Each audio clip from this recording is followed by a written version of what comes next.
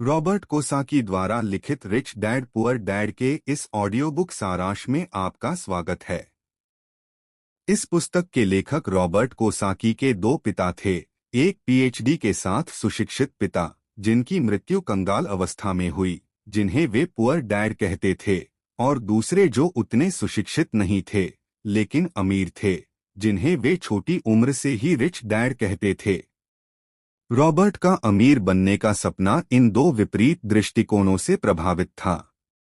उनके poor dad ने उन्हें कड़ी मेहनत से पढ़ाई करने और एक बड़ी कंपनी में नौकरी हासिल करने के लिए प्रोत्साहित किया, जबकि उनके अमीर पिता ने उन्हें जोखिम उठाने और कक्षा से परे सबक सीखने की शिक्षा दी। क्या आप वित्तीय स्वतंत्रता के रहस्यों को जानने और चूहे की दौड़ से मुक्त होने के लिए तैयार हैं? इस सारांश में हम उन प्रमुख पाठों और व्यावहारिक कदमों को उजागर करेंगे जो आपके वित्तीय सपनों को वास्तविकता में बदल सकते हैं। प्रत्येक पाठ बहुमूल्य अंतर्दृष्टि से भरा है, जो पैसे के बारे में आपकी सोच को हमेशा के लिए बदल सकता है। यह जानने के लिए अंत तक बने रहें कि आप अपने वित्तीय भविष्य को कैसे नियंत्रित कर सकते हैं और वह धन और स्वतंत्रता प्राप्त कर सकते हैं जिसकी आपने हमेशा इच्छा की है। अमीर पैसे के लिए काम नहीं करते, पैसा उनके लिए काम करता है। एक आदमी के बारे में एक पुरानी कहानी है जिसके पास एक गधा था। जब भी वह चाहता था कि गधा और अधिक मेहनत करे, तो वह गधे की आंखों के सामने एक गाजर लटका देता था। गाजर को देखकर प्रेरित होकर गधा अंततः उस तक पहुंचने की उम्मीद में आगे बढ़ता रहता था। यह आदमी के लिए तो अच्छा काम करता था, लेकिन गधे के लिए आदर्श नहीं था। इस कहानी में गाजर पैसे का प्रतिनिधित्व करता है। लोग इस उम्मीद में काम करते रहते हैं कि एक दिन वे अमीर बन जाएंगे, हालांकि पैसा एक भ्रम है। यदि आप केवल गाजर पाने के लिए काम करते हैं, तो आप इसे कभी प्राप्त नहीं कर। यह डर हमें हर दिन अधिक मेहनत करने के लिए मजबूर करता है। फिर हम इच्छाएं विकसित करते हैं क्योंकि हम कल्पना करते हैं कि पैसे से कितनी खूबसूरत चीजें खरीदी जा सकती हैं। हमारे डर और इच्छाएं हमें अधिक चाहने के अंधीन चक्र में फंसा देती हैं। हम अधिक पैसा कमाने के लिए अधिक मेहनत करते हैं और परिणामस्वरूप हम अधिक खर्च करते हैं। रिच डैड इसे चूहे की दौड़ कहते हैं। इस पैटर्न में गिरने के बजाय डर और इच्छा के जाल से बचें। यही वह तरीका है जिससे अधिकांश लोग अमीर बनने का लक्ष्य रखते हैं। आपको पैसे को अपने लिए काम करने की आवश्यकता है। जब आपको नौकरी मिलती है, तो यह सोचकर काम पर न जाएं कि आप महीने के अंत में अपना वेतन ले लेंगे। आप मुश्किल से अपने बिलों का भुगतान कर पाएंगे और चक्र को दोहराएंगे। अधिक पैसे के लिए दूसरी नौकरी में अधिक मेहनत करना केवल पैसे के लिए काम करना है। यदि आप ऐसा करते रहेंगे, तो आप कभी अमीर नहीं बनेंगे। अपने आप से पूछें कि क्या आप सिर्फ सुरक्षा और सुरक्षित नौकरी चाहते हैं? क्या आप अधिक पैसे के लिए काम कर रहे हैं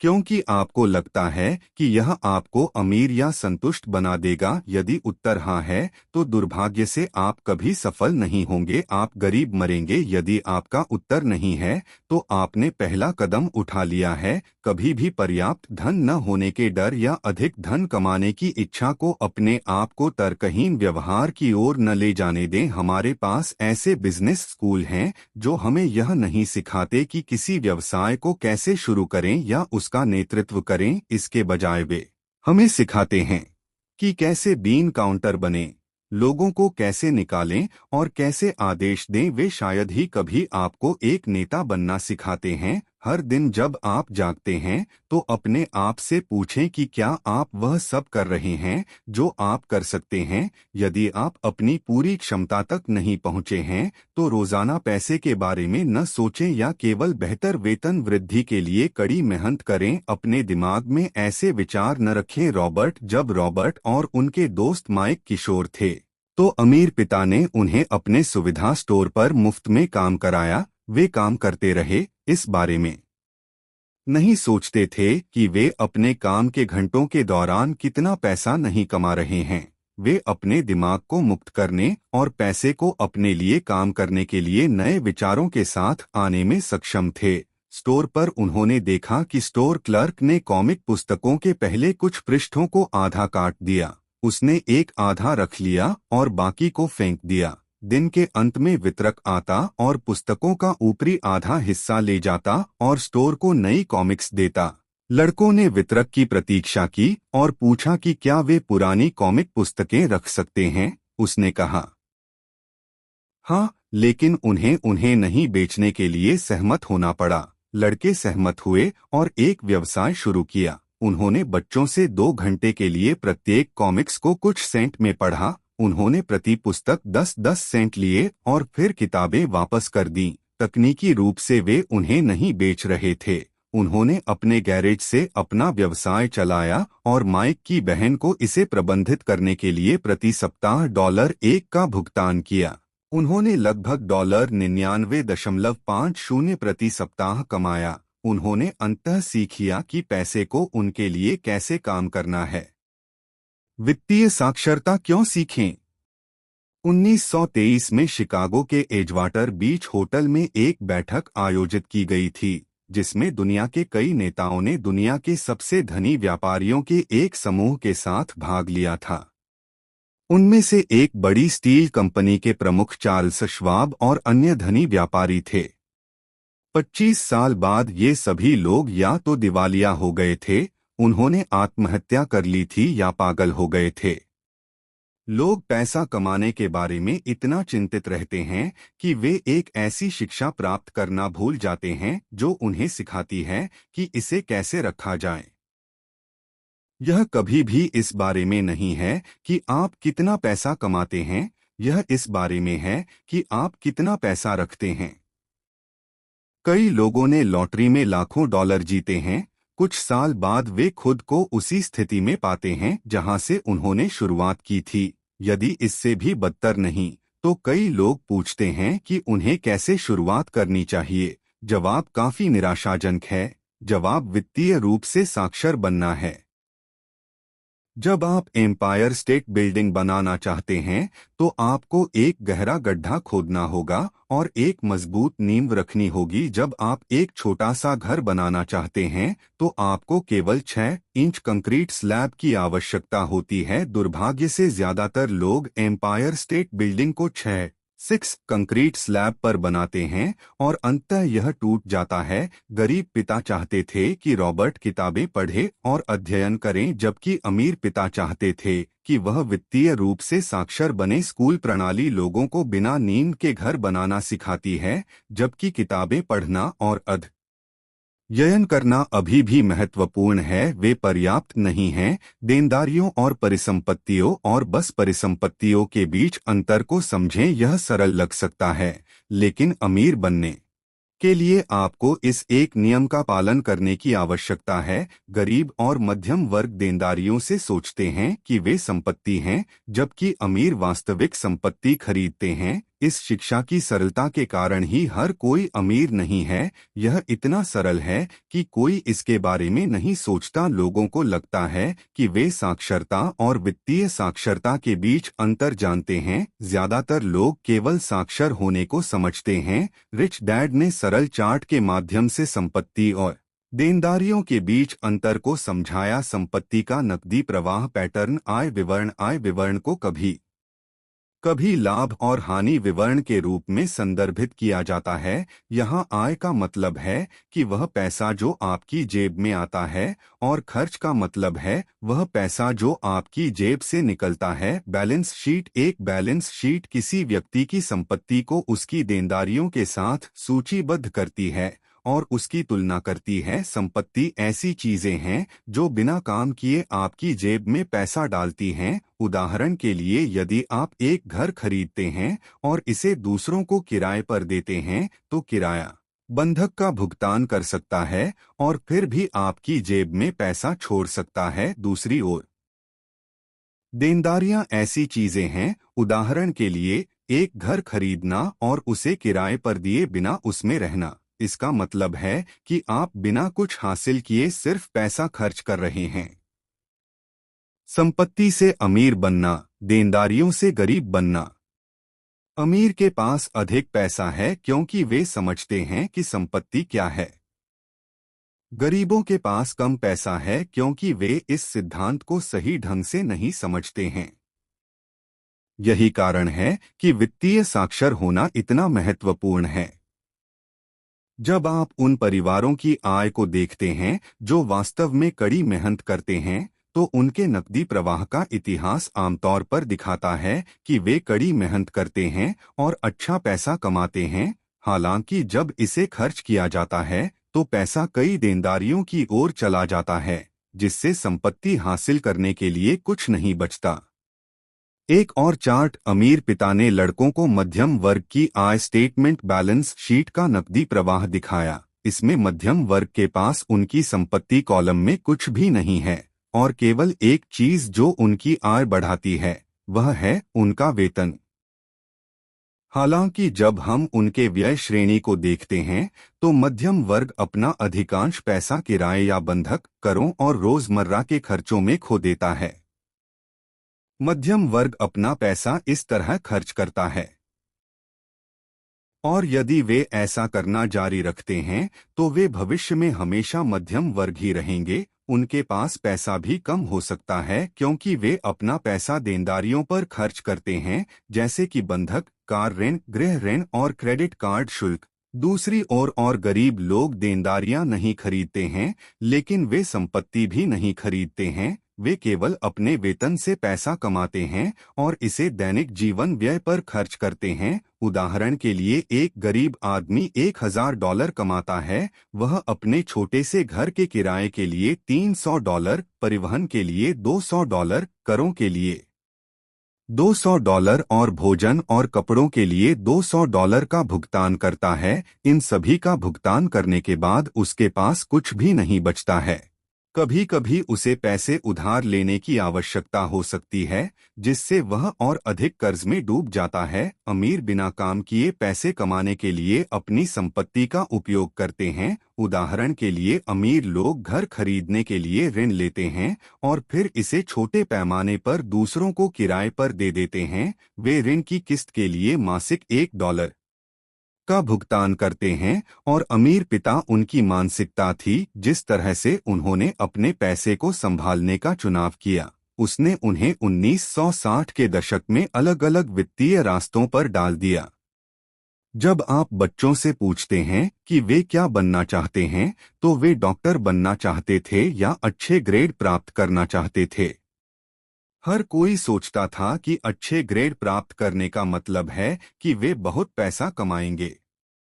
हालांकि जब ये बच्चे बड़े होकर डॉक्टर बन गए तो उनमें से अधिकांश को आर्थिक रूप से संघर्ष करना पड़ा, क्योंकि उन्होंने हमेशा सोचा कि अधिक पैसा उनकी समस्याओं का समाधान कर देगा। आज बच्चे प्रसिद्ध एथलीट, सीईओ, फिल्म स्टार या रॉक स्टार बनना चाहते हैं। वे जानते हैं कि शैक्षणिक सफलता और अच्छे ग्रेड प्राप्त करना ही एकमात्र चीजें नहीं हैं जो उन्हें सफल बना सकती हैं। वित्तीय दुःस्वप्न नवविवाहित जोड़ों के बीच सबसे आम है। वे एक छोटे से घर में अपना जीवन शुरू करते हैं। उन्हें लगता है कि उनके संयुक्त वेतन ने उनकी आय को दोगुना कर दिया है। वे एक बड़े घर के लिए बचत करते हैं और अपने करियर पर अधिक ध्यान केंद्रित करते हैं। उनकी आय बढ़ने लगती है और परिणामस्वरूप उनके खर्च भी बढ़ जाते हैं। जब आप वित्तीय रूप से साक्षर हुए बिना अधिक पैसा कमाते हैं। जब नया जोड़ा एक नया घर खरीदने के लिए पर्याप्त धन बचा लेता है तो वे सोचते हैं कि वे अधिक अमीर हो गए हैं। सच्चाई यह है कि उन्होंने अपने नकदी प्रवाह में एक दायित्व जोड़ लिया है। उन्हें संपत्ति कर का भुगतान करना होगा, उन्हें नए फर्नीचर की आवश्यकता है और शायद सूची में अगली चीज एक नई कार है। एक दिन वे जागेंगे और खुद को चूहे की दौड़ में फंसा हुआ पाएंगे। लोग रॉबर्ट के पास आएंगे और उससे पूछेंगे कि वे अधिक धन कैसे कमा सकते हैं।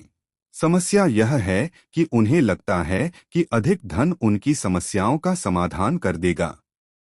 उनकी समस्या धन की कमी नहीं है, उनकी सबसे बड़ी समस्या यह है कि वे अपने पास मौजूद धन का उचित प्रबंधन नहीं कर रहे हैं। एक कहावत है जो इस स्थिति का वर्णन करती है, जब आप खुद को एक गहरे गड्ढे में पाते हैं तो खुदाई करना बंद कर दें। मनोवैज्ञानिक के अनुसार लोग अस्वीकृति से डरते हैं, वे अलग होने या न्याय किए जाने से डरते हैं। परिणामस्वरूप लोग प्रवाह के साथ चलते हैं, वे कम से कम प्रतिरोध, कम से कम निर्णय का मार्ग अपनाते हैं और वे वही चीजें चाहते हैं जो उनके पड़ोसियों के पास हैं, तलवार, रत्न और दर्पण।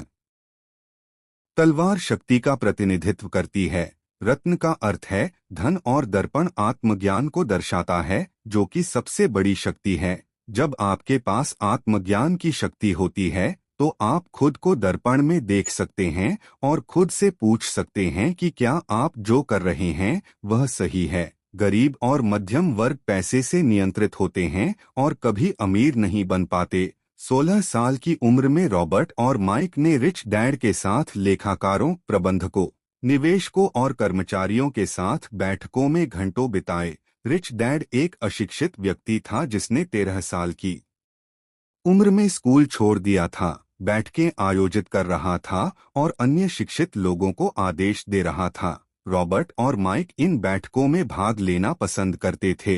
वे स्कूल बर्दाश्त नहीं कर सकते थे। उन्होंने देखा कि कैसे स्कूल रचनात्मकता को हतोत्साहित करता है, कैसे यह छात्रों को समाज के लिए स्वीकार्य सांचे में ढालता है। स्कूल ने बच्चों को यह विश्वास करने के लिए प्रोत्साहित किया कि सफल और अमीर होने का मतलब अच्छे ग्रेड प्राप्त करना है। रॉबर्ट और माइक जानते थे कि यह गलत है। रॉबर्ट अपने पाठकों को घर के बजाय संपत्ति खरीदने के लिए प्रोत्साहित करते हैं, उस संपत्ति को अपने लिए काम में लाएं और घर खरीदने के लिए पर्याप्त धन कमाएं। अमीर क्यों अमीर होते जा रहे हैं और मध्यम वर्ग संघर्ष करना जारी रखता है। अमीर ऐसी संपत्ति खरीदते हैं जो उनके खर्चों को पूरा करने के लिए पर्याप्त धन उत्पन्न करती है और अधिक शेष धन को फिर से अधिक संपत्तियों में निवेश किया जाता है जो और भी अधिक धन उत्पन्न करेंगे। मध्यम वर्ग अपने एक्सपेंस खर्चों का भुगतान करने के लिए मुख्य रूप से अपने वेतन पर निर्भर करता है, क्योंकि उनका वेतन बढ़ता है, उन पर अधिक कर लगाया जाता है और वे अधिक खर्च करते हैं। हमेशा के लिए चूहे की दौड़ में फंस गए, अपने काम से काम रखो। 1974 में दुनिया की सबसे बड़ी खाद्य श्रृंखला मैकडॉनल्ड्स के संस्थापक रे क्रोक ने MBA कक्षा में एक भाषण दिया। मैकडॉनल्ड्स फ्रेंचाइजी का मतलब अचल संपत्ति खरीदना भी था। रॉबर्ट को अमीर पिता ने जो सबक सिखाया वह यह था कि लोग आम तौर पर अपने अलावा सभी के लिए काम करते हैं। वे सरकार के लिए काम करते हैं, जिस कंपनी के लिए वे काम करते हैं या जिस बैंक में वे काम करते हैं, जो उनके बंधक का प्रबंधन करता है। स्कूल हमें कर्मचारी बनना सिखाते हैं, नियोक्ता नहीं। वे हमें वह बनना सिखाते हैं जो हम पढ़ते हैं। यदि आप विज्ञान पढ़ते हैं तो डॉक्टर बन जाते हैं, यदि आप गणित पढ़ते हैं तो इंजीनियर बन जाते हैं, और इसी तरह छात्रों को पेशे और व्यवसाय के बीच का अंतर कभी नहीं सिखाया जाता है। जब आपसे पूछा जाता है कि आपका व्यवसाय क्या है, तो आपका जवाब यह नहीं होना चाहिए कि आप एक बैंकर या डॉक्टर हैं। यह आपका पेशा है, आपका व्यवसाय नहीं। अपना जीवन किसी और के व्यवसाय में काम करके उन्हें अमीर बनाने में व्यतीत न करें, बल्कि अपना जीवन अपने व्यवसाय में व्यतीत करें और खुद को अमीर बनाएं।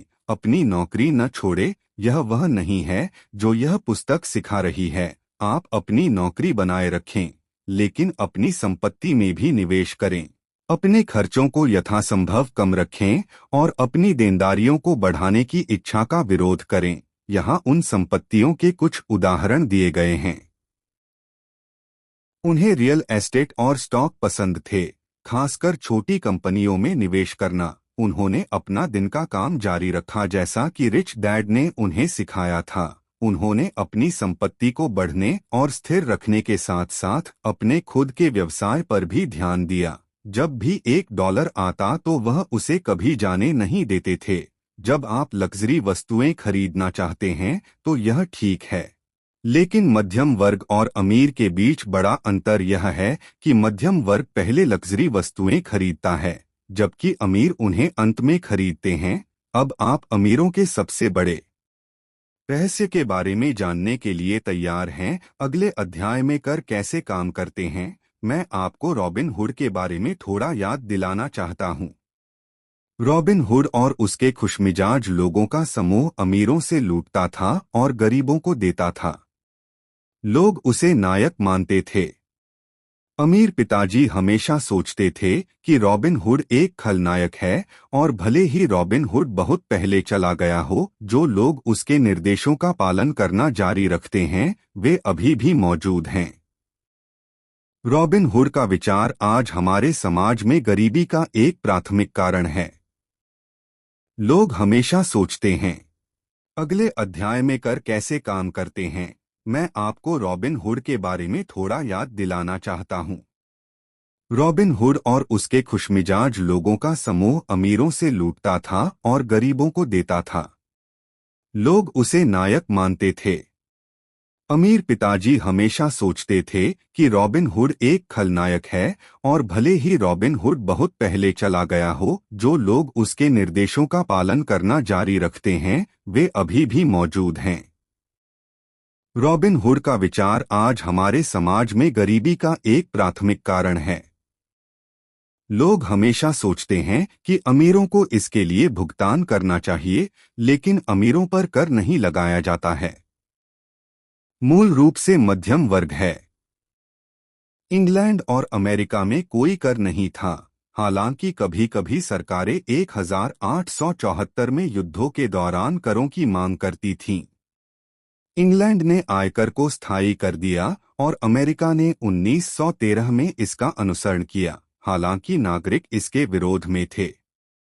ब्रिटेन और अमेरिका में आयकर को एक मानक के रूप में स्थापित करने में 50 साल लग गए।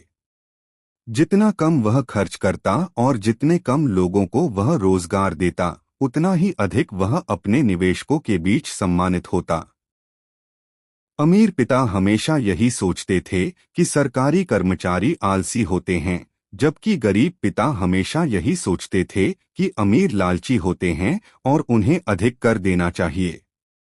जब कर पहली बार लागू किए गए थे, तो वे मुख्य रूप से अमीरों पर लगाए गए थे, लेकिन फिर सरकारें अधिक कर लगाना चाहती थीं, इसलिए उन्होंने मध्यम वर्ग और फिर गरीबों पर कर लगाना शुरू कर दिया। अमीरों ने एक अवसर देखा और अपनी संपत्तियों के जोखिम को कम करने के लिए निगम बनाए। वे चालक दल को काम पर रखते थे। एसपी अपना पैसा खर्च करते थे और नए खजाने या व्यापार मार्गों की खोज के लिए दुनिया की यात्रा करते थे। यदि जहाज खो गया और चालक दल नष्ट हो गया, तो अमीर केवल उस विशेष जहाज में निवेश किए गए धन को खो देंगे। पूंजीवादी मानसिकता ने लेखक को समाजवादी मानसिकता से अधिक आकर्षित किया। उनका मानना था कि रॉबिन हुड के अनुयायी चाहे कुछ भी करने की कोशिश करें, अमीर हमेशा जानते थे कि उन्हें कैसे मात देना है। यदि केवल मध्यम और गरीब वर्ग को पता होता कि कर का खेल कैसे खेलना है, तो वे वित्तीय स्वतंत्रता की ओर बढ़ेंगे। यही कारण है कि रिच डैड कहते रहे कि वित्तीय साक्षरता के बिना एक सुरक्षित नौकरी होना एक ऐसा जीवन है जिससे कोई भी बच नहीं सकता है। अमीरों के पास धन संसाधन और मानसिकता होती है जो उन्हें आगे बढ़ने में मदद करती है, जबकि मध्यम वर्ग और गरीब करों का भुगतान करने के लिए काम करते हैं। रिच डैड ने चालाकी से अमीर निगमों के सबसे बड़े रहस्य को समझकर खेल खेला। पैसा शक्ति का एक रूप हो सकता है, लेकिन अकेले पैसा पर्याप्त नहीं है। आपको पैसे के बारे में जानने और इसे अधिक बनाने के लिए बचाने की आवश्यकता है। जब आप पैसे के लिए काम करते हैं, तो आप अपने नियोक्ता को शक्ति देते हैं, लेकिन जब पैसा आपके लिए काम करता है, तो आप नियंत्रण में होते हैं। गरीब पिताजी ने कहा कि रॉबर्ट को कड़ी मेहनत करनी चाहिए। कॉरपोरेट नौकरी प्राप्त करें और अमीर बनने के लिए सीढ़ी चढ़े। अमीर पिता ने रॉबर्ट से पूछा कि उस उम्र में सीढ़ी का मालिक क्यों नहीं है। यह कल्पना करना मुश्किल था, लेकिन 20 के दशक के मध्य तक रॉबर्ट को समझ आने लगा था कि वह जेरोक्स के लिए काम करता था, लेकिन जब भी वह अपने वेतन को देखता और बड़ी कटौती देखता तो वह निराश हो जाता था। जबकि वह और अधिक मेहनत करता तो यह केवल उन कटौतियों को बढ़ाता था। यहाँ तक कि जब उसे पदोन्नति मिलती थी तब भी वह केवल यही सोचता था कि मैं किसके लिए काम कर रहा हूँ, मैं किसे अमीर बना रहा हूँ। 1974 में जेरोक्स के लिए काम करते हुए रॉबर्ट ने अपनी पहली कंपनी शुरू की। उसने अपने काम से काम रखना शुरू कर दिया। वह अपनी संपत्ति का कॉलम बढ़ाना चाहता था। उसकी अपनी कंपनी ने उसे जेरोक्स के लिए काम करने से अधिक कमाया। इसने उसे उसकी पहली पोर्श खरीदी। पैसा उसके लिए काम कर रहा था। वह चूहे की दौड़ से बाहर था। उसने वित्तीय रूप से साक्षर होना सीखा। उनका मानना था कि लोगों को लेखांकन, निवेश, कानून, बाजारों की समझ, कर लाभ और मुकदमों से बचने के बारे में सीखना चाहिए। अमीर लोग धन का आविष्कार करते हैं। अलेक्जेंडर ग्राहम बेल ने टेलीफोन का आविष्कार किया और उसका पेटेंट कराया। जैसे जैसे व्यवसाय बढ़ता गया, उसे बनाए रखना मुश्किल होता गया। बेल ने वेस्टर्न यूनियन से अपना पेटेंट और अपनी छोटी कंपनी $1 लाख में बेचने की पेशकश की। वेस्टर्न यूनियन के अध्यक्ष ने यह कहते हुए मना कर दिया कि कीमत बहुत अधिक थी। बेल ने 1984 में मल्टीबिलियन डॉलर कंपनी एट्टी बनाई। रॉबर्ट ने हजारों लोगों के बीच पेशेवर रूप से पढ़ाना शुरू किया। उन्होंने देखा कि उन सभी में क्षमता है। हम में से प्रत्येक में कुछ महान बनने की क्षमता है। आत्मसंदेह हमें पीछे खींचता है। स्कूल छोड़ने के बाद हमें एहसास होता है कि ग्रेड उतने महत्वपूर्ण नहीं हैं। वित्तीय प्रतिभा के लिए ज्ञान की आवश्यकता होती है, लेकिन साहसी और निडर होना आपको दूसरों से अलग करता है। अधिकांश लोग पैसे के साथ सुरक्षित खेलना चुनते हैं, हालांकि जोखिम लेने से अगले बिल गेट्स या अलेक्जेंडर ग्राहम बेल बनने का रास्ता मिल सकता है। जो लोग जोखिम नहीं लेते हैं वे दिवालिया नहीं हो सकते हैं, लेकिन अधिक महत्वपूर्ण बात यह है कि वे कभी प्रगति नहीं करेंगे। यह एक पुराने युग के अंत और एक नए युग की शुरुआत का प्रतीक है। यह जीवित रहने का एक रोमांचक समय है। बदलती तकनीक और परिसंपत्तियों की विकसित होती सूची के साथ बने रहना महत्वपूर्ण है। रॉबर्ट ने लोगों को यह समझने में मदद करने के लिए कैश फ्लो नामक एक गेम तैयार किया कि पैसा कैसे काम करता है। यह धन के मार्ग और चूहे की दौड़ से बाहर निकलने के बारे में है। एक दिन खेल खेल रही एक महिला को एक नाव कार्ड मिला जिसका अर्थ था कि अब उसके पास एक नाव थी। खेल में वह तब तक खुश थी जब तक उसे एहसास नहीं हुआ कि उसे इसके रखरखाव पर कितना पैसा खर्च करना पड़ता है।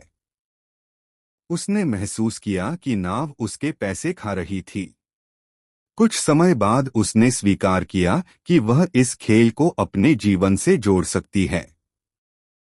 वह निराश थी क्योंकि वह नहीं समझ पा रही थी कि पैसा कैसे काम करता है। वास्तविक जीवन भी ऐसा ही है। यदि आप कुछ नहीं समझते हैं तो आप क्रोधित हो सकते हैं और किसी और को दोष दे सकते हैं। वैकल्पिक रूप से आप सीख सकते हैं कि आपको क्या समझ में नहीं आता है और जीवन के खेल को जीत सकते हैं। बहुत से लोग नकदी प्रवाह के खेल में पैसा कमाते हैं लेकिन यह नहीं जानते कि इसके साथ क्या करना है। वे बहुत सारी नकदी के साथ भी खुद को खेल में पीछे पाते हैं। वित्तीय बुद्धिमत्ता में खुद से यह पूछना शामिल है कि जब आपके पास अवसर होंगे लेकिन पैसा नहीं होगा तो आप क्या करेंगे। जब आपके पास पैसा होगा लेकिन कोई अवसर नहीं होगा तो आप क्या करेंगे। इन सवालों के जवाब देने से आपको आगे बढ़ने में मदद मिल सकती है। ज्यादातर लोग नौकरी ढूंढते हैं और इन सवालों के जवाब देने के लिए कड़ी मेहनत करते हैं, लेकिन आपको ऐसा व्यक्ति होना चाहिए जो अपने अवसरों का निर्माण खुद करे, उनके आपके पास आने का इंतजार न करें, क्योंकि यदि आप ऐसा करते हैं तो आप अपना पूरा जीवन इंतजार में बिता देंगे। अमीरों का सबसे महत्वपूर्ण रहस्य यह जानना है कि पैसा वास्तविक नहीं है। हम पैसा कमाते हैं, जिसका मतलब हम चाहते हैं। हमारा दिमाग हमारी सबसे शक्तिशाली संपत्ति है। यह इस बात पर निर्भर करता है कि हम इसका उपयोग कैसे करते हैं। यदि आप उन लोगों में शामिल होना चाहते हैं जो प्रगति करते रहते हैं, तो आपको अपनी सबसे शक्तिशाली संपत्ति में निवेश करने की आवश्यकता है। आपका दिमाग आपको वित्तीय रूप से बुद्धिमान होने की आवश्यकता है। उदाहरण के लिए 1990 के दशक में एरिज़ोना की अर्थव्यवस्था बहुत खराब थी। नागरिकों को $100 प्रति माह बचाने के लिए प्रोत्साहित किया गया था। पैसे बचाना हमेशा एक अच्छा विचार है, लेकिन इसे खुद पर हावी न होने दें। अपनी बचत को बढ़ता हुआ देखना आपको उन चीजों में निवेश करने के अवसरों को खोने का कारण बन सकता है जो आपको आगे बढ़ा सकते हैं। एरिज़ोना की अर्थव्यवस्था खराब थी। निवेशकों ने इसे कम कीमतों पर कई संपत्तियां खरीदने के लिए एक सही अवसर के रूप में देखा। रॉबर्ट ने एक दिवालियापन वकील के कार्यालय से केवल $20,000 में $75,000 का घर खरीदा। फिर उसने इसे $60,000 में बाजार में वापस रखा और उसका फोन बजना बंद नहीं हुआ। उसे $40,000 बनाने के लिए केवल 5 घंटे काम करना पड़ा। उसने पैटर्न जारी रखा और वर्षों में इस व्यवसाय ने अपनी कंपनी की कारों, गैस बीमा, ग्राहकों के साथ रात्रिभोज, यात्राओं और अधिक के लिए भुगतान करने के लिए पर्याप्त पैसा कमाया। हमेशा बदलते रहो, अर्थव्यवस्था सुधरेगी और फिर बिगड़ेगी, प्रौद्योगिकी सुधरेगी, बाजार गिरेंगे और फिर बढ़ेंगे। यदि आप आर्थिक रूप से बुद्धिमान हैं, तो आप इन सब के लिए तैयार रहेंगे। अवसर हमेशा मौजूद रहेंगे। सुनिश्चित करें कि आप उन्हें न चूकें। निवेशक दो प्रकार के होते हैं। पहला पहले से तैयार निवेश खरीदता है। यह सरल, आसान और साफ होता है। दूसरा प्रकार अपना खुद का निवेश बनाता है। यह प्रकार अधिक पेशेवर होता है और अधिक पैसा कमाता है। यदि आप दूसरे प्रकार के निवेशक बनना चाहते हैं, तो आपको 3 मुख्य कौशल पर काम करने की आवश्यकता है। पहला, एक ऐसा अवसर खोजना जो बाकी सभी ने खो दिया हो। एक आवश्यकता खोजें और उसे पूरा करें। दूसरा, धन जुटाना। दूसरे प्रकार के निवेशक पूंजी जुटाते हैं।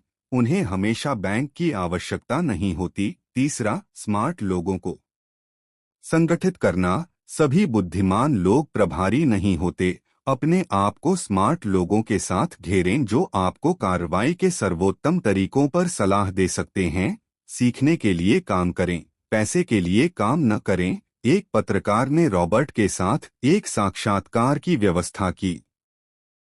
उसने उनकी कुछ पिछली रचनाएं पढ़ी थीं और उनकी शैली और शब्दों के प्रयोग से प्रभावित थी। जब उनका साक्षात्कार समाप्त हुआ, तो उसने उनसे कहा कि वह भी उनकी तरह एक बेस्टसेलिंग लेखिका बनना चाहती हैं। रॉबर्ट ने उनसे पूछा कि उन्हें क्या रोक रहा है, और उन्होंने उत्तर दिया कि उनकी नौकरी में प्रगति नहीं हो रही है। उन्होंने सुझाव दिया कि वह अपने मित्र द्वारा सिखाए जाने वाले सेल्स क्लास में शामिल हो जाएं, और वह क्रोधित हो गईं। वह भूल गई थीं कि रॉबर्ट सेल्स स्कूल गए थे। यदि आप किसी चीज से पैसा कमाना चाहते हैं, तो आप में प्रतिभा है। केवल आपकी प्रतिभा ही पर्याप्त नहीं होगी। यह जानना महत्वपूर्ण है कि उस प्रतिभा का मुद्रीकरण कैसे किया जाए। जाओ और सीखो कि स्वयं को या किसी अन्य चीज को कैसे बेचना है। विक्रेता बनने में कोई शर्म नहीं है। अमीर पिता और गरीब पिता के बीच सबसे बड़ा अंतर। गरीब पिता ज्यादातर नौकरी की सुरक्षा के बारे में चिंतित थे, जबकि अमीर पिता अमीर बनने के लिए सीखने के बारे में अधिक चिंतित थे। आपको बहुत कुछ सीखने की जरूरत है, इसके विपरीत नहीं। फिर भी स्कूल अभी भी लोगों को किसी चीज में विशेषज्ञता हासिल करने के लिए पुरस्कृत करते हैं। उन्हें कम के बारे में अधिक जानने के लिए पुरस्कृत किया जाता है।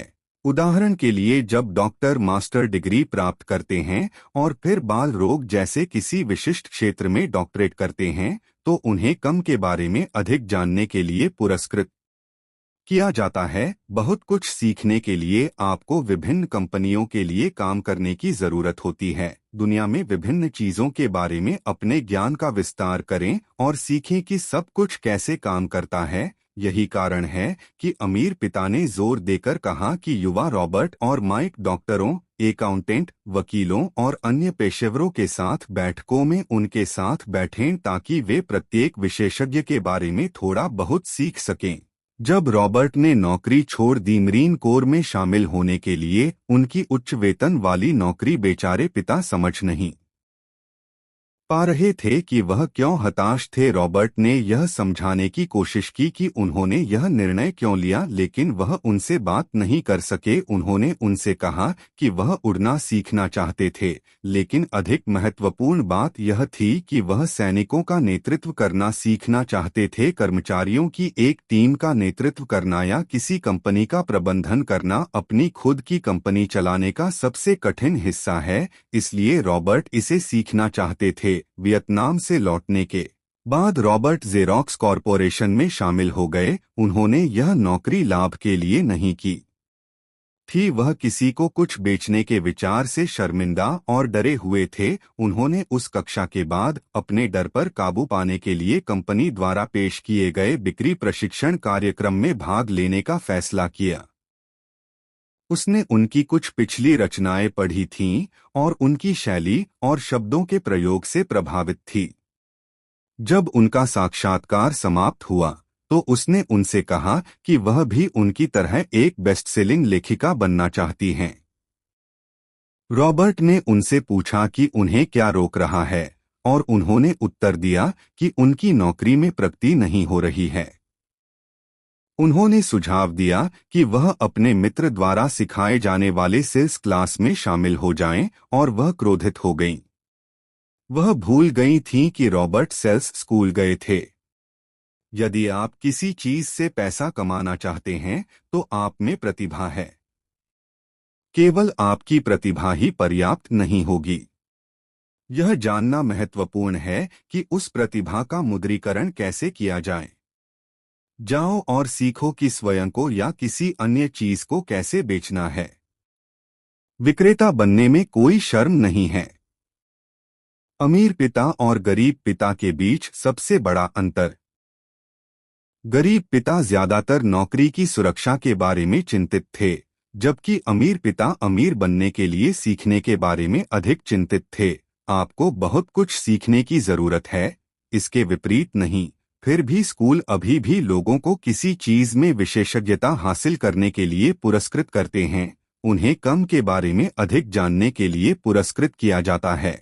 उदाहरण के लिए, जब डॉक्टर मास्टर डिग्री प्राप्त करते हैं और फिर बाल रोग जैसे किसी विशिष्ट क्षेत्र में डॉक्टरेट करते हैं, तो उन्हें कम के बारे में अधिक जानने के लिए पुरस्कृत किया जाता है। बहुत कुछ सीखने के लिए आपको विभिन्न कंपनियों के लिए काम करने की जरूरत होती है। दुनिया में विभिन्न चीजों के बारे में अपने ज्ञान का विस्तार करें और सीखें कि सब कुछ कैसे काम करता है। यही कारण है कि अमीर पिता ने जोर देकर कहा कि युवा रॉबर्ट और माइक डॉक्टरों, अकाउंटेंट, वकीलों और अन्य पेशेवरों के साथ बैठकों में उनके साथ बैठें ताकि वे प्रत्येक विशेषज्ञ के बारे में थोड़ा बहुत सीख सकें।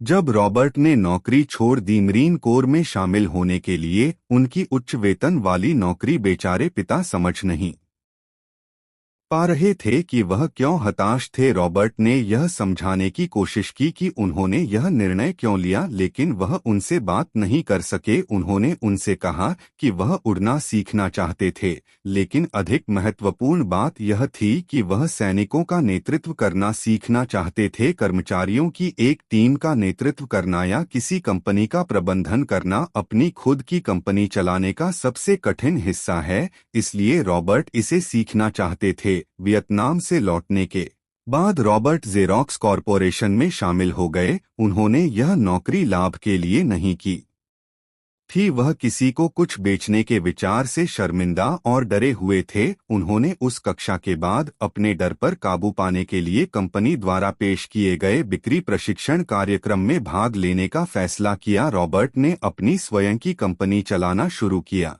यदि यह असफल होती तो वह दिवालिया हो जाते, लेकिन उन्होंने जोखिम उठाने और अमीर पिता की सलाह का पालन करने का निर्णय लिया। 30 वर्ष की आयु से पहले दिवालिया हो जाना सबसे अच्छा समय है, क्योंकि आपके पास इससे उबरने के लिए बहुत समय है। अधिकांश नियोक्ता अपने कर्मचारियों को केवल अपने दैनिक जीवन में गुजारा करने के लिए पर्याप्त भुगतान करते हैं। ये कर्मचारी कड़ी मेहनत करते हैं ताकि उन्हें नौकरी से न निकाला जाए, और उनकी सबसे बड़ी चिंता यह होती है कि वे कितना पैसा घर ले जाते हैं और कंपनी द्वारा उन्हें क्या लाभ प्रदान किए जाते हैं। यह अल्पावधि में अच्छा है, लेकिन दीर्घकालिक योजनाओं के लिए विनाशकारी है। किसी विशिष्ट पेशे को चुनने से पहले आप जो कुछ भी सीखना चाहते हैं उसे सीखना सबसे अच्छा है, क्योंकि एक बार जब आप एक विशिष्ट पेशा चुन लेते हैं तो आप फंस जाते हैं। यह सीखना कि कैसे बेचना है उन लोगों के लिए महत्वपूर्ण है जो अपनी प्रतिभा से पैसा कमाना चाहते हैं। विभिन्न क्षेत्रों में ज्ञान और कौशल आवश्यक है। नौकरी की सुरक्षा पर सीखने को प्राथमिकता दें और भविष्य की सफलता के लिए एक ठोस आधार बनाने के लिए अपने करियर में जल्दी जोखिम लेने में संकोच न करें। अमीर बनने की अपनी यात्रा में बाधाओं पर काबू पाने से आपको कई बाधाओं का सामना करना पड़ेगा, जैसे कि डर, निराशावाद, आलस्य, बुरी आदतें और अहंकार। डर पर काबू पाना। कोई भी पैसा खोना पसंद नहीं करता है। जो लोग अमीर बन गए हैं उन्होंने अपने जीवन में कम से कम एक बार पैसा खो दिया है, हालांकि जो लोग गरीब हैं उन्होंने कभी एक पैसा नहीं खोया होगा। यह पैसे खोने के डर के बारे में नहीं है, यह इस बारे में है कि आप इसे खोने के डर को कैसे संभालते हैं। डरना ठीक है, कभी कभी हम सभी को किसी न किसी चीज से डर लगता है। इस डर का समाधान इसे स्वीकार करना है। पैसा खोने का डर एक वास्तविकता है। जब आप 20 साल की उम्र के आसपास युवावस्था में शुरुआत करते हैं तो आप जोखिम उठा सकते हैं और पैसा खो सकते हैं, क्योंकि आपके पास इससे पहले कि वे धनवान बने संदेह पर काबू पा लें। आकाश गिर रहा है, आकाश गिर रहा है। हम सभी को चिकन लिटिल की कहानी याद है। वह खलिहान में चिल्लाता रहा और आने वाले कयामत के बारे में सभी को चेतावनी देता रहा। हम सभी के अंदर एक छोटा सा चिकन लिटिल है जो तब बाहर आता है जब हम डरते हैं। ऐसे कई लोग हैं जो आपको बताते रहेंगे कि आप जो कर रहे हैं वह काम नहीं करेगा। वे कहेंगे कि अगर यह इतना आसान था तो किसी और ने क्यों नहीं किया। वे आपकी ऊर्जा को खत्म कर देते हैं। ऐसे विषाक्त व्यवहार से बचना और जोखिम उठाना महत्वपूर्ण है। भले ही आप डरे हुए हों, संदेह के उन शब्दों को सुनना, चाहे वह आपके अपने दिमाग से हो या अन्य लोगों से, आपको वहीं अटकाए रख सकता है जहां वे हैं। वास्तविक दुनिया हमेशा आपसे अमीर बनने की उम्मीद करती है। यह आपको हमेशा बहुत सारे मौके देती है। यदि आप आत्मसंदेह में बहुत गहरे हैं तो आप उन अवसरों को नहीं देख पाएंगे। जीवन में हर चीज में जोखिम होता है। आगे बढ़ो, जोखिम लो और आलस्य पर विजय पाकर अमीर बनो। एक व्यापारी की कहानी जिसने बहुत मेहनत की और अपने परिवार को खो दिया। यह आम बात है। एक दिन वह घर आता है और पाता है कि उसकी पत्नी अपने बच्चों के साथ चली गई है। वह जानता था कि उनके पास समस्याएं हैं, लेकिन उसने अधिक पैसा बनाने के लिए कड़ी मेहनत करने का फैसला किया। वे सबसे आलसी लोग हैं। व्यस्त लोग लोग अक्सर सबसे आलसी होते हैं। वे इतने व्यस्त हैं कि वे अपने धन का ध्यान रखना भूल जाते हैं। वे इतने व्यस्त हैं कि वे अपने स्वास्थ्य के बारे में भूल जाते हैं। थोड़ा सा लालच आलसी व्यवहार पर विजय पाने का एक अच्छा तरीका है। बचपन में हमें अक्सर बताया जाता था कि लालच एक बुरी चीज है, लेकिन हम सभी के अंदर थोड़ा सा लालच होता है। आपको उस लालच को नियंत्रण में रखना होगा। अमीर पिताजी को यह शब्द पसंद नहीं थे। मैं इसे बर्दाश्त नहीं कर सकता। गरीब पिताजी हमेशा रॉबर्ट से यही कहते थे। अमीर पिताजी इन शब्दों पर विश्वास करते थे। उन्होंने बच्चों के दिमाग को बंद कर दिया। उन्होंने उन्हें थोड़ा लालची होने से रोका। अमीर पिताजी कहते थे कि मैं इसे कैसे बर्दाश्त कर सकता हूँ। इसके बजाय अमीर पिता कहते थे कि मैं इसे कैसे वहन कर सकता हूँ। यह प्रश्न बच्चों में एक मजबूत मानसिकता बना सकता है और उन्हें पैसे कमाने के तरीकों के बारे में सोचने में मदद कर सकता है और वे जो चाहते हैं उसे प्राप्त कर सकते हैं, बुरी आदतों पर काबू पा सकते हैं। अमीर पिता चाहते थे कि युवा रॉबर्ट यह समझे कि बुरी आदतों से कैसे छुटकारा पाया जाए। उन्होंने उससे पूछा कि गरीब पिता ने अपने बिल कब चुकाए। रॉबर्ट ने महीने की शुरुआत में जवाब दिया। अमीर पिता ने पूछा कि क्या गरीब पिता के पास अपने बिल चुकाने के बाद कुछ बचता है। रॉबर्ट ने कहा, बहुत कम। गरीब पिता ने पहले बाकी सभी को भुगतान किया और फिर खुद को भुगतान किया। यह एक बुरी आदत है। लेखक लोगों को अपने बिलों का भुगतान बंद करने के लिए प्रोत्साहित नहीं कर रहा है, लेकिन पहले उन्हें खुद को भुगतान करने की आवश्यकता है। जब आप पहले खुद को भुगतान करते हैं तो आप एक अनुशासन पैदा करते हैं जो आपको अधिक आय बनाने के लिए प्रेरित करता है।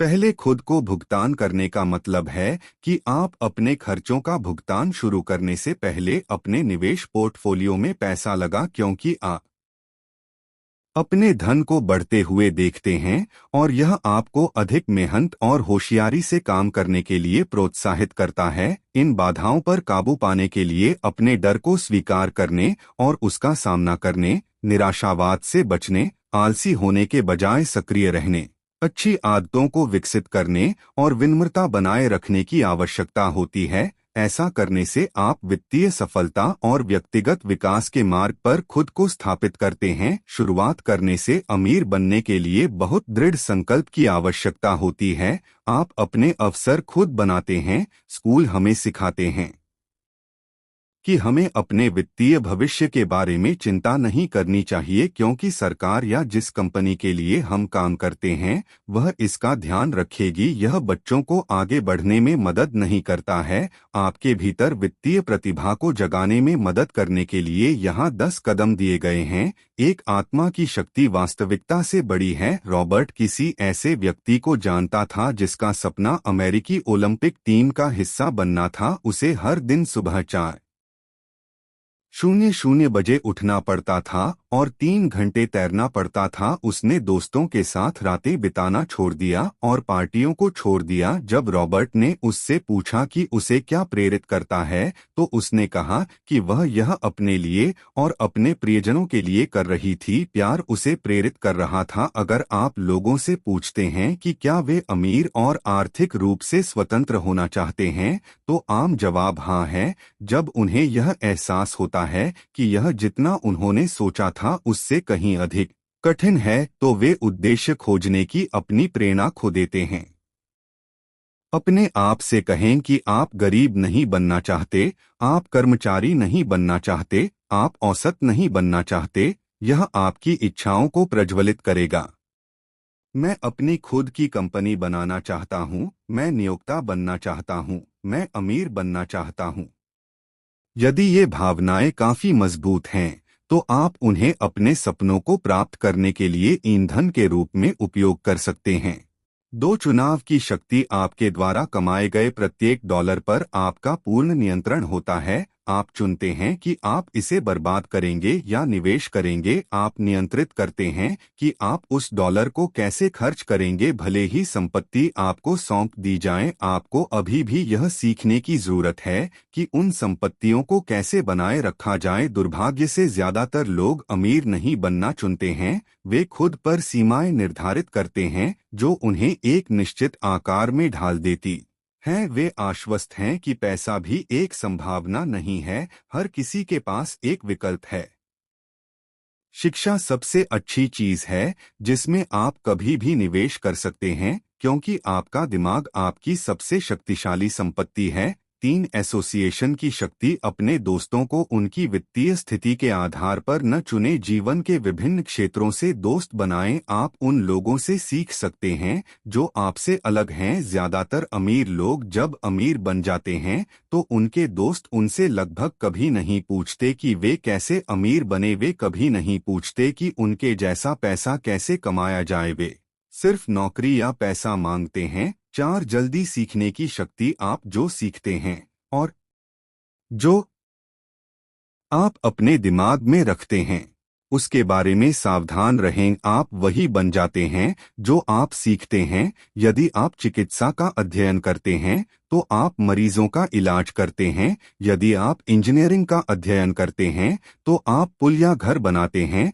आज की दुनिया में इससे कोई फर्क नहीं पड़ता कि आप कितना जानते हैं, लेकिन आप कितनी जल्दी सीख सकते हैं। आज हमारी दुनिया तेज गति से आगे बढ़ रही है और आपको इसे बनाए रखने में सक्षम होना चाहिए। यदि आप कुछ सीखने में बहुत अधिक समय लेते हैं तो यह पुराना और बेकार हो जाता है। आपने अपना समय उन कौशलों पर बर्बाद कर दिया होगा जो अब लागू नहीं हैं। 5 आत्मानुशासन की शक्ति। यदि आप खुद को नियंत्रित नहीं कर सकते हैं तो अमीर बनने की कोशिश न करें। हमेशा किसी और को भुगतान करने से पहले खुद को भुगतान करना याद रखें। जो लोग खुद को भुगतान करते हैं वे खर्चों के लिए अपने वेतन का उपयोग करने से पहले अपनी संपत्ति में पैसा निवेश करते हैं। फिर उनकी संपत्ति उनके खर्चों के लिए भुगतान करती है। यहाँ 2 युक्तियाँ दी गई हैं जो आपको पहले खुद को भुगतान करने में मदद करेंगी। खुद को बहुत अधिक कर्ज में न डालें। जब आप कम पड़ जाएं तो दबाव को बढ़ने दें और अधिक पैसा बनाने के तरीकों के बारे में सोचें। अपने निवेश या बचत में कमी न करें, यह कभी भी समाधान नहीं है। 6 विशेषज्ञ सलाह की शक्ति। हमेशा पेशेवरों को काम पर रखें। यदि आप नहीं समझते कि कुछ कैसे काम करता है तो अपने घर को खुद न बेचें, उनकी सलाह सुनें और इसके बारे में जानें ताकि अगली बार आप इसे स्वयं कर सकें। उदाहरण के लिए, स्टॉक खरीदते समय कुछ ऐसा खरीदें जिसके बारे में आपके ब्रोकर को लगता है कि उसका मूल्य बढ़ जाएगा। आप $1000 ले सकते हैं और इसे कुछ वर्षों में किसी कंपनी में निवेश कर सकते हैं। आप उस $1000 को $2000 में बदल सकते हैं। फिर आप अतिरिक्त $11000 ले सकते हैं और अधिक पैसा बनाने के लिए किसी और चीज में निवेश कर सकते हैं। इस तरह आप कहीं से भी पैसा बना सकते हैं। हो सकता है आपको कुछ पैसे का नुकसान हो, लेकिन जोखिम उठाना आवश्यक है। 8 ध्यान केंद्रित करने की शक्ति। अधिकांश लोगों के पास पर्याप्त वित्तीय शिक्षा नहीं होती है। वे अपना अधिकांश पैसा मूर्खतापूर्ण चीजों पर बर्बाद कर देते हैं। यदि आप 100 लोगों को 1 वर्ष के बाद प्रत्येक को $10,000 देते हैं तो उनमें से 80 ने सब कुछ खो दिया होगा। 16 ने उस पैसे को 5 से 10% तक बढ़ा दिया होगा और शेष 4 ने उस पैसे को दोगुना कर दिया होगा।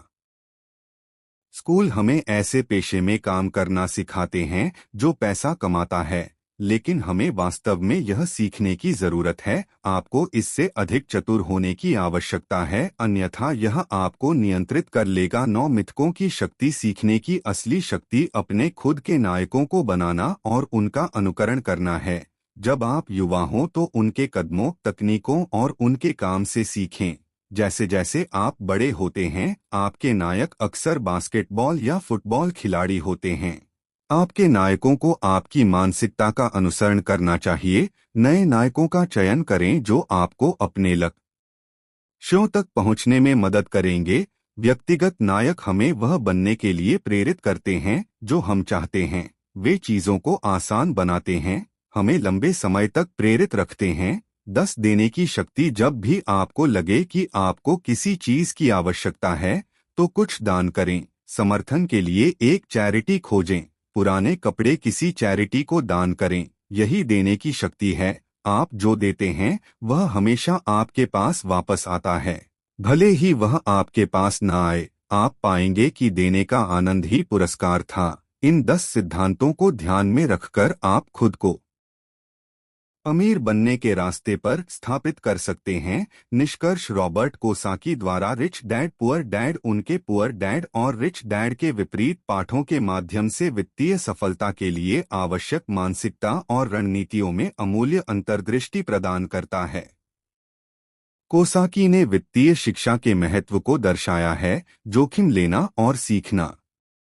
पारंपरिक स्कूली शिक्षा से परे पुस्तक परिसंपत्तियों और देनदारियों के बीच अंतर को समझने की आवश्यकता पर जोर देती है। आत्मानुशासन की शक्ति और स्वयं में और किसी के वित्तीय ज्ञान में निवेश करने का महत्व। इन सिद्धांतों को लागू करके आप चूहे की दौड़ से मुक्त हो सकते हैं, वित्तीय स्वतंत्रता प्राप्त करें और एक समृद्ध भविष्य का निर्माण करें। याद रखें कि यह केवल इस बारे में नहीं है कि आप कितना पैसा कमाते हैं, बल्कि आप कितना रखते हैं और आप इसे कैसे काम करते हैं। रिच डैड पुअर डैड से सीखे गए सबक लें और आज वित्तीय स्वतंत्रता की ओर अपनी यात्रा शुरू करें। रॉबर्ट कोसाकी द्वारा रिच डैड पुअर डैड के इस ऑडियो बुक सारांश को सुनने के लिए धन्यवाद।